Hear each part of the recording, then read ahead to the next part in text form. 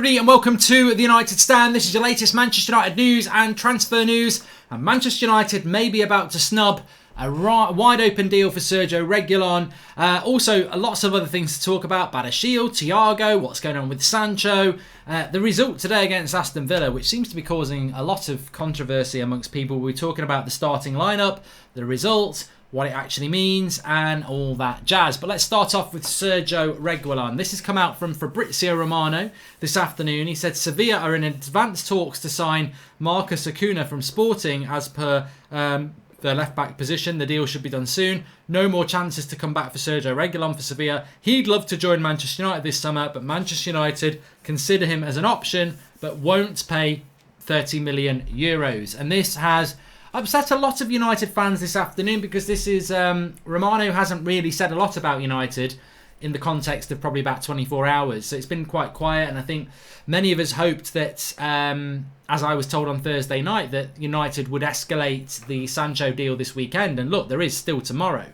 But I feel that, well, I'll talk about this in a minute, I feel there's a bit of confusion about what United are doing at the moment. We play a game on a week tonight. We're playing Crystal Palace. I've watched 2 games today. I'm going to talk about that in a bit as well. Teams look fresh. They look good. And Manchester United are not going to get away with starting this season without the players that they intend to go into this season with. We're not going to scrape wins. Teams look good. Teams do look good. They look fresh. They look ready. And we might not be fresh and ready because we may not have the team that we need.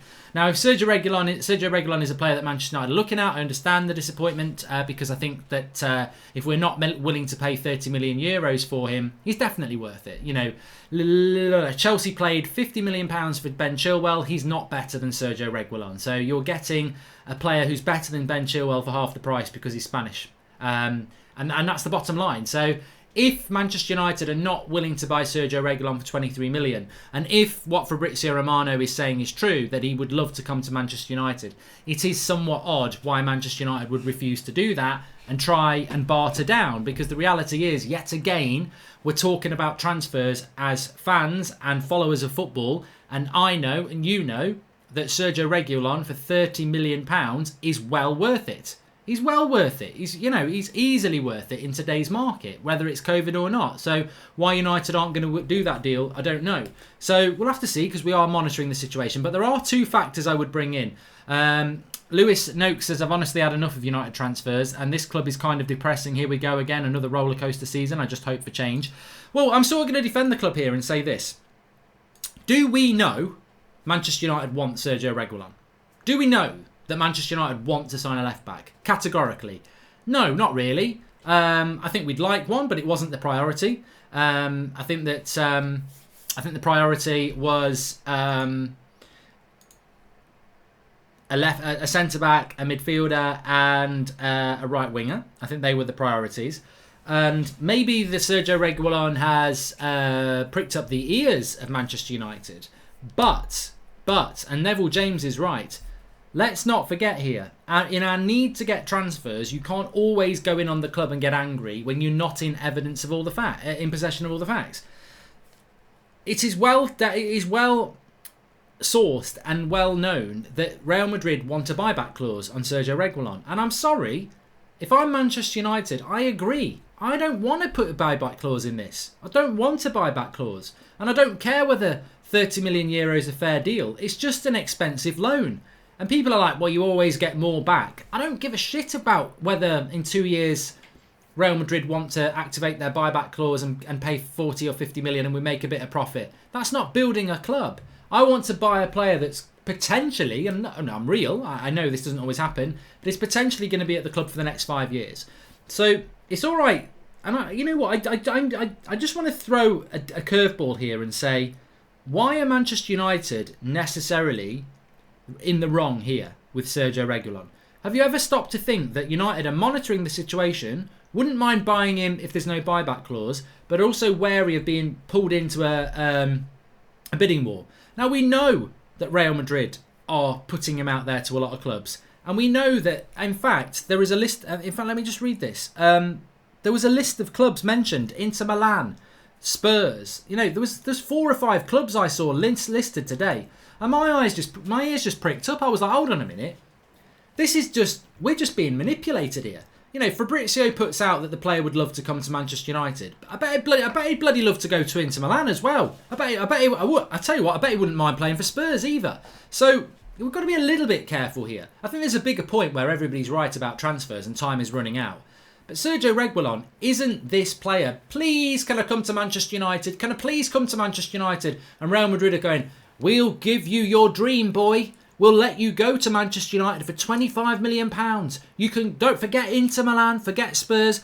We're only going to sell you to Manchester United because that's your dream, and we're not going to ask for a buyback clause. Now, if United are saying to that, no to that, everyone's got a right to moan. But do you really think Real Madrid are doing that? Do you really think Sergio Reguilon is sat there going, it's Manchester United for me and nobody else? I think this is all about cultivating a price for Real Madrid. I bet they still do want a buyback clause. And I bet Reguilon will go to Inter Milan if they come in with the right money. So I'd just say, look, I get the frustration. We do need a left back. But is Reguilon any more appetising than a Tellez at Porto? For me, not really. I don't mind which one we get. It'd just be nice to get one. So you've got to be a little bit careful in your criticism of the club about this deal, because I think there's probably a little bit more to this. If there's a buyback clause in it, I don't care whether Real Madrid want to give him to us for €15 million. I don't want a buyback clause in it. And we clearly are being touted to other clubs. Magic Eye says, OK, priorities aside, we still need the players. Secondly, we've only signed one of our priorities. It's more excuses for a money-sucking club, says Magic Eye. And if we aren't getting Sancho, 30 million for Reguilon would be obvious. This makes me confident we'll pay the price for Sancho, says Furzy. And off topic, how you doing tonight, mate, says Lewis Noakes. I'm doing well. Hope you're doing well as well. But, you know, also, what I would say about this is, Sergio Reguilon is not the priority for Manchester United. It doesn't mean we're not going to buy him, but he's not the priority. I find the video we did this afternoon about Thiago awkward, but I felt it needed to be done because Liverpool are looking to keep Wijnaldum, and if they keep Wijnaldum, I don't see how they can go for Thiago. They've got so many midfielders. Hence, maybe the United Thiago thing happens. But in Manchester United's mind, the focus has to be Jadon Sancho, because you look to that game against Crystal Palace next week. Who's the most important player that we've got in as a transfer? Is Thiago that important when we've got Pogba, De Beek, Fred, Matic all fit? Or is Sancho more important? You know, is Sergio Reguilon important for the Crystal Palace game when you've got Luke Shaw? No. We need Jadon Sancho, and that's the deal that we need to be working on, and that's the deal that I think we are working on. So these other deals, I think people want. They want Reguilon, they want Thiago, and they want Sancho all for the Crystal Palace game. Never going to happen. May never happen anyway, but never going to happen. We've got to go with what our priority is. All things said, we've been extremely slow in the market, and now fans are desperate and frustrated and feel like any signing will do. Can't blame them, says George Varghese. And I think that is the relevant point. That is the relevant point. Because we are playing a game next Saturday. I've thoroughly enjoyed the opening day of the Premier League. I think Arsenal, Gabriel, Willian, new signings, very good games. Liverpool, Leeds. Liverpool look exactly the same as they did last season. In fact, they were bad at the back and they still won. Leeds look like a decent side. Manchester United, where's the progress from last season? Donny van der Beek's a good player. I really do like him. But we need more than that. We need more than that. Otherwise, we're going to end up where we were last season. So we need more than that. Time is running out. And what irritates me with this football club is, because it's always about money and it's always about business, we don't put the football team first. We're playing a game in a week. Like, if Sancho's going to be coming in for that game, we better get a bloody move on. Because we know that when Romano says, here we go, that he isn't actually going to hold the shirt up for another 4 or 5 days. And he ain't saying, here we go yet. So we need to get a bloody move on. Because I watched Palace today. I didn't purposely watch it. I was doing some work and the TV was on. And I thought, you know what? We should beat them, but they're not definitely. I mean, they beat us last season at Old Trafford. So, however you want to dress this up, you can dress it up how you like. But when you know you're going to buy a player, and you know you're buying him, why not get him in for a football game that's going to make you have a better chance of winning? Why risk 3 points to save a little bit of money and stunt your momentum? Because if we lose the first game of the season, or we draw the first game of the season, the confidence and momentum in the team will be different for the rest of the season compared to winning the game with Sancho. We need to get this deal done, and we need to be doing it now. And we've had a long time, and people are right. And for me, I didn't really care that the deal happened in September as long as it happened before the Palace game. But if it goes beyond the Palace game or the Brighton game, you start to think, what the bloody hell are we doing here? What are we bloody doing? You know, we need to get these players in. We've brought one player in and we've sold one player. That is a bloody joke. I don't care what anybody says. That is a joke. It is now the middle of September nearly. We started the transfer window on August the 1st. We are 6 weeks into this transfer window. We've got rid of Sanchez and we've brought in Donny van der Beek. That is crap. That is really, really poor. And they need to pull their finger out. There are players that should not be in this club and there are players that should be in this club. And the scary thing for me is we've got 3 weeks of the transfer window left and you can pretty much guarantee that 4 out of these 6 players that shouldn't even be at the club will be here for this season, having to be used. Juan Mata, Andreas Pereira, Marcus Rojo, Jesse Lingard, Delo and Phil Jones. That's 6 players of which we would like to see most of them gone. I guarantee at least 4 of them are part of the playing squad next season. And this is why we're not bringing in Sergio Reguilon. We're not bringing in Gabriel or Badashil because we've still got so much shit on the wage bill that the board will be saying you're not bringing players in until they've gone. And Ollie will be going, but I can't get rid of these players because you gave them stupid wages and signed them in the first place. You know, we do need to be doing more because I look at this Premier League, I look at what Everton are doing, I look at what Arsenal have done, I look at what Man City are doing, what Chelsea have done, I look at what Newcastle have done. People are doing better business than us and we are meant to be a club that's progressing. And all I've seen this week, if I'm absolutely honest with you, all I've seen over the last week is constant PR, get that celebrity, get Beckham to wear it, trying to sell a shit kit. Like, even Flex was on about it today. Oh, you're all turning round. You all like the black and white kit today because the black and white kit, they're wearing it with black shorts. It's still a shit kit. And even if you like it, that's what United have spent a key week of the transfer window doing, trying to shift a kit. When, you know, it's like we're a week out from the start of a big season and it's all been about trying to sell a third kit. And it's not acceptable. It's not acceptable. If something goes wrong, United ends up not signing Sancho and fans get mad. I don't think Glazers even give a shit. They know we'll suck it up and continue to support the club, says Chevy. Well, yeah. Probably won't get any more players before Palace. Hate to say it, but hopefully I'm wrong, says Dan. Well, then, if we're going to, they need to move into gear. And they need to be doing it quicker than what they are. How will the season develop if COVID intensifies even more? Will they postpone it again? Also, what will they have to say for our budget, says Awul Zubat. Well, look, I live in an area that's currently on a local lockdown at the moment. You still, kids still go to school. You can still go to the local pub. You can still go to work. You can still go to shops. It's just all social distance. I don't think that this country or any other country wants to go back on a complete lockdown again because I understand the value of it. Of course, people died of COVID-19, but the backlogs at the NHS, the financial loss, the mental health loss, we're at that point now where if you lock the country down again, you're going to get more people damaged by mental health, financial problems, and other illnesses than you are of COVID. We're just going to have to crack on. You know, people need to social distance and get about. You know, we're just going to have to crack on. So I don't see football being cancelled because I don't think we're going to go back into that world. I don't think we can do. I don't think we can. So that sort of feeds into that.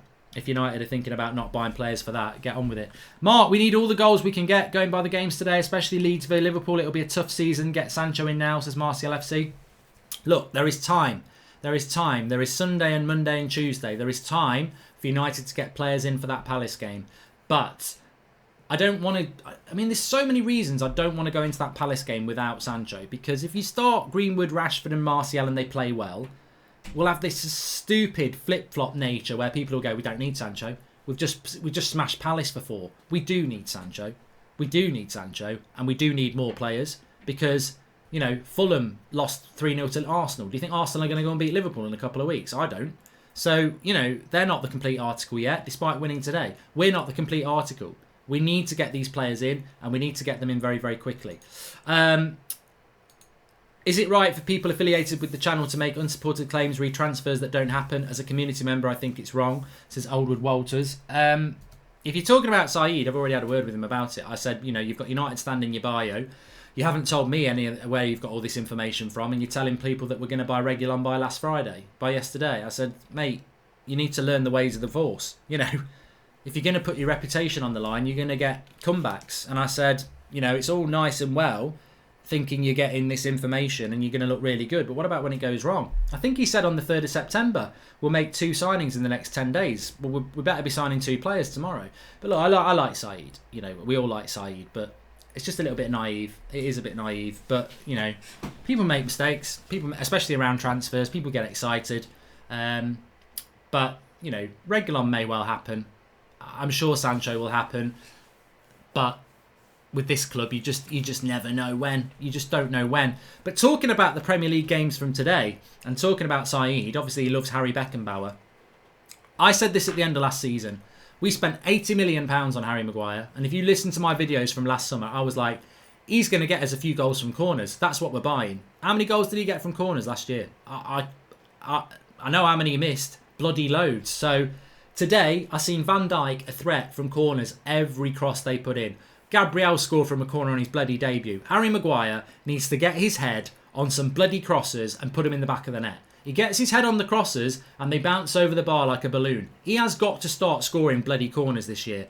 That was one of the reasons we spent £80 million on him. And seeing, Arsenal and Liverpool scoring goals from corners today, I'm like, I'm sorry, Harry Maguire's got to start delivering on that. Screw what happened in Greece. Screw what happened against Spurs and getting nutmegged against Bournemouth. Screw whether he's got the captain's armband on. He has got to start scoring from corners. He's a major asset in that team. Bruno Fernandes knows how to take a corner now. We do beat the first man. He has got to start putting corners in the back of the net. That is a massive, massive area that we spent a lot of money on him for. He has got to start improving on that. Because I saw today other clubs do it. And we need to start doing it as well. Ollie's basically told everyone at the club that the team that played today, which is basically our bench, doesn't stand a chance versus Villa. Forget competing the entire season, says Mojo. And Mark, you were spot on about the PR regarding the third kit, especially during the transfer season. All your news coverage has been great so far, says Anish. And will we beat Liverpool? Zane's talking about Arsenal beating Liverpool. Wrong channel, mate. But no, I mean, I stayed quiet about it this week, but to be honest with you, it was bubbling up inside. From Tuesday, when that new kit launched, all through the week, I've been like, what the hell are we? What's going on? Oh, look, David Beckham's wearing the new kit. Oh, it looks great. Oh, look at me in the new kit. Oh, and I'm like, sign some bloody players. I'm not bothered about your new kit.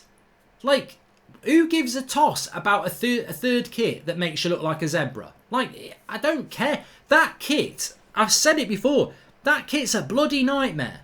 Like, we better win in that kit. Do not wear that kit at Anfield. Like, do not wear that kit against anybody good where we might lose. Do not wear that kit against Arsenal.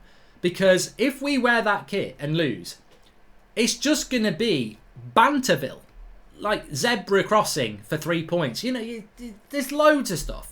So, look, we should be focusing on transfers. We should be focusing on supporting the manager and making this team better. And we cannot hide behind COVID because loads of other clubs are doing it and they're in a worse financial situation than us. So we need to step forward. We need to start signing players. Now, on today's game, Manchester United's game today, let me just see if I can get this for you. The confirmed team for today. I've got it on my phone actually. So, Manchester United played Aston Villa today. And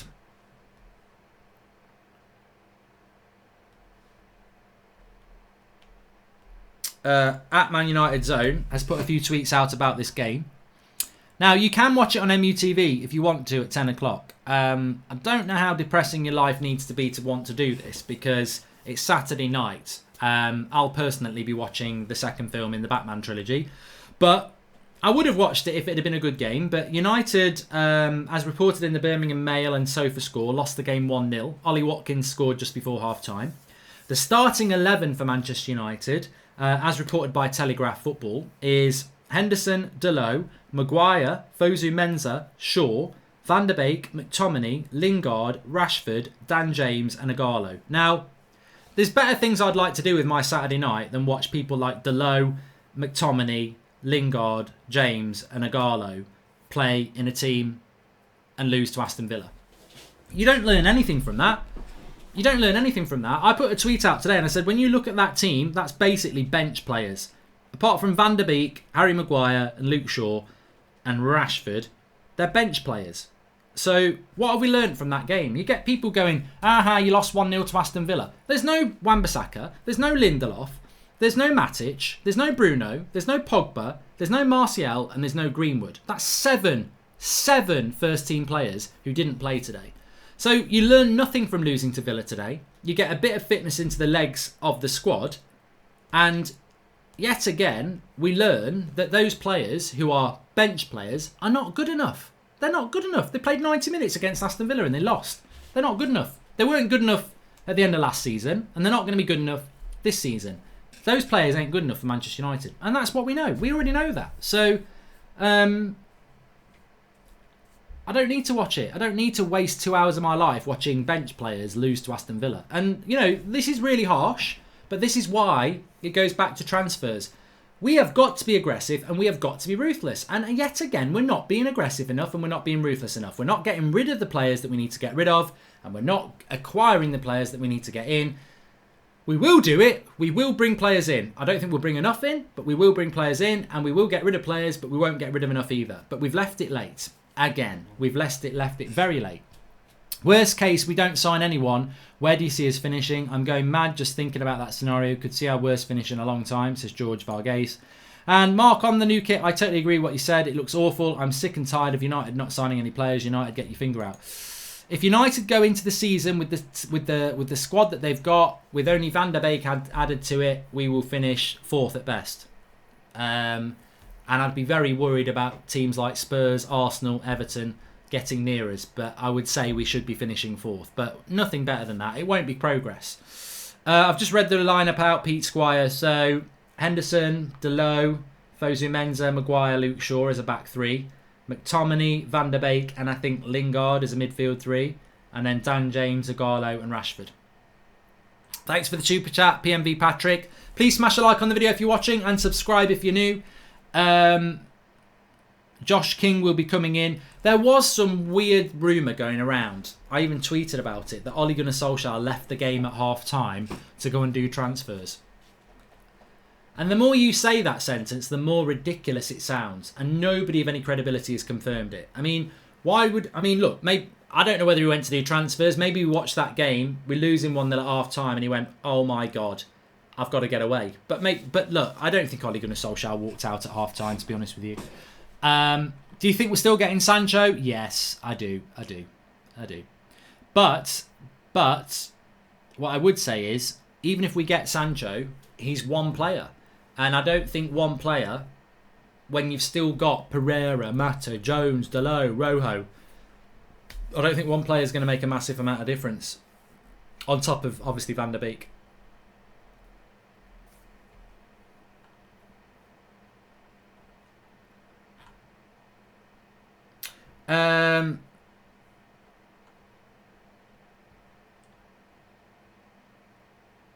The joy sucked out of any transfer requests, says Richard Churchill. A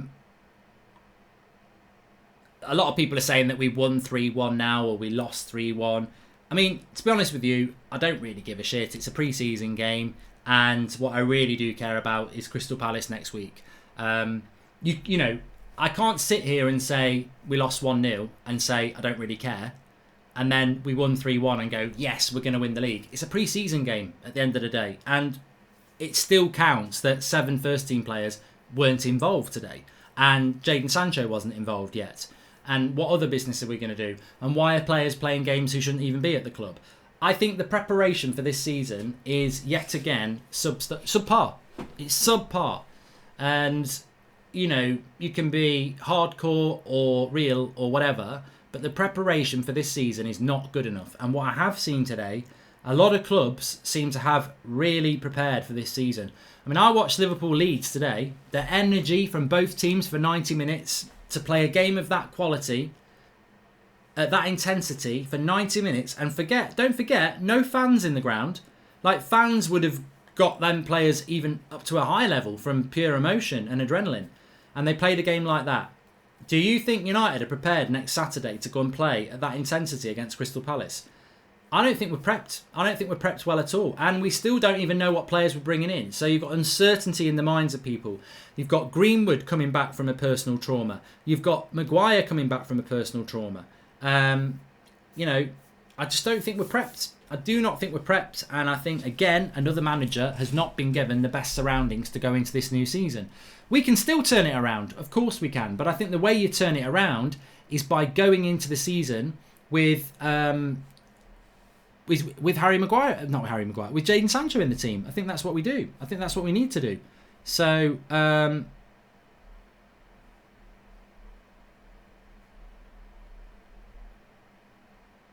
sorry, I'm just trying to send this. That's what we need to get in. Would you rather Smalling or Lindelof with Maguire next week? Looking forward to the Dublin meetup, says Michael McGarry. Well, it won't be Smalling. Smalling's definitely going to get sold.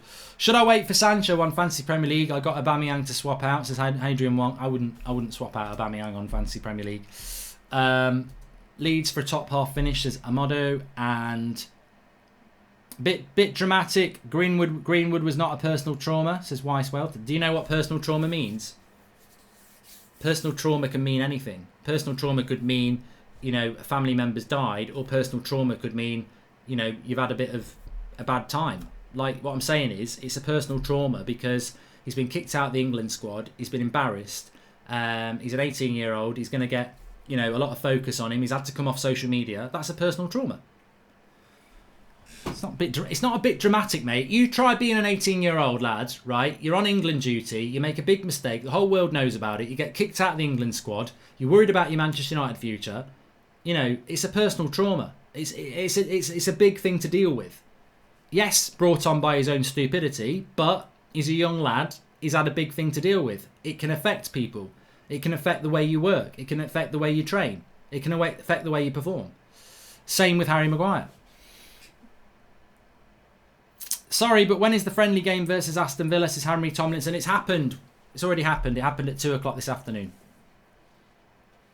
What was the score? Apparently we lost 1-0, but some people are now saying we didn't. So let me have a quick look. We may have won 3-1 now.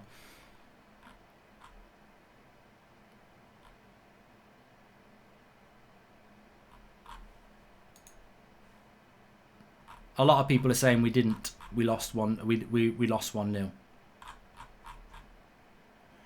Let's have a look.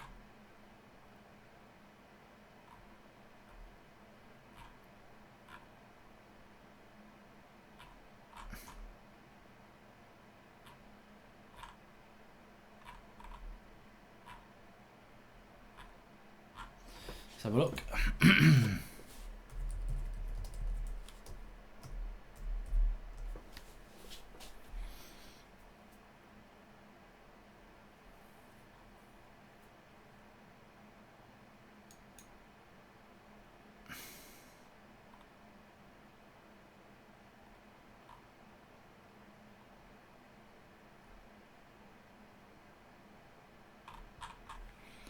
The only place I can see it is from United Interest, who was the same account, I think, who said that Ole Gunnar Solskjaer walked out at half-time. So I can't see anywhere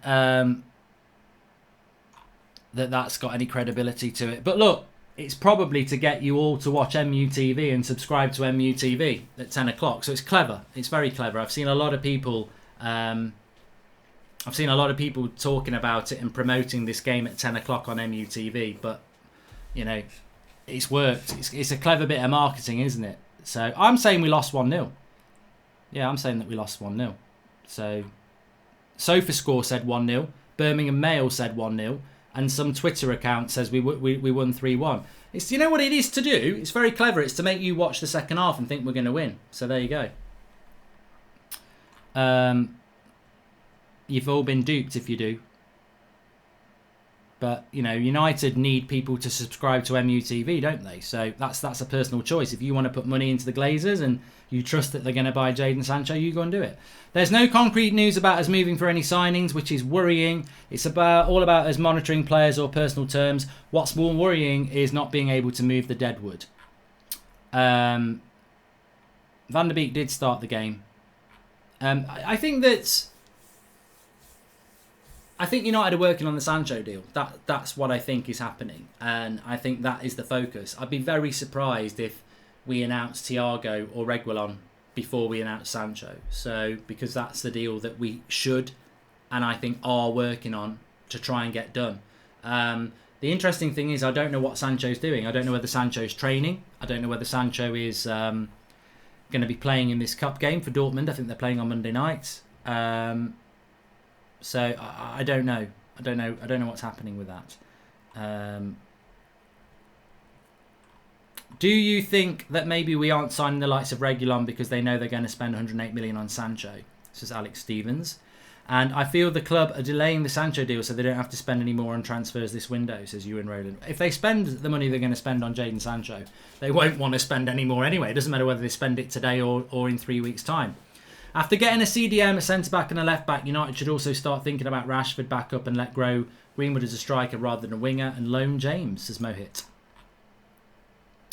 And Glazers out, Woodward out, we take back what's ours, says that guy. I mean, I don't know.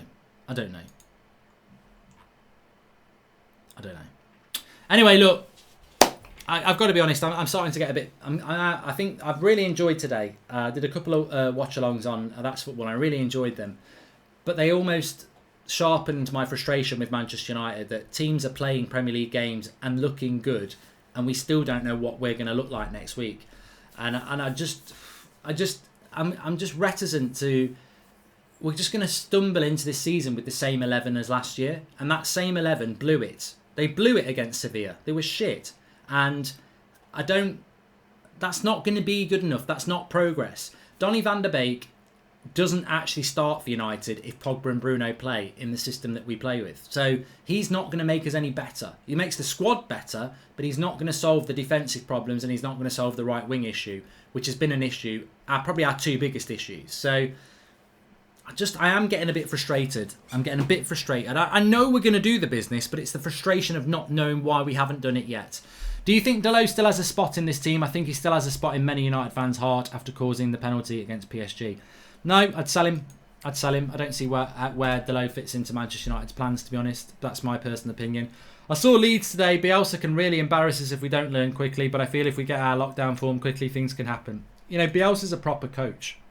Those players at Leeds, a lot of them, many of you won't heard of, but the way they play football, the way their energy levels, their fitness levels, their principles, that's a well-coached team. We're not that yet. That's what we hope's going to happen, but we're not that yet. But we have got the better players. But yeah, we will drop points again if we don't improve this team. And, you know, they've got a week to improve it for a game where we lost last year. So smash a like on the video, subscribe to the channel if you're new, and I'll speak to you all soon.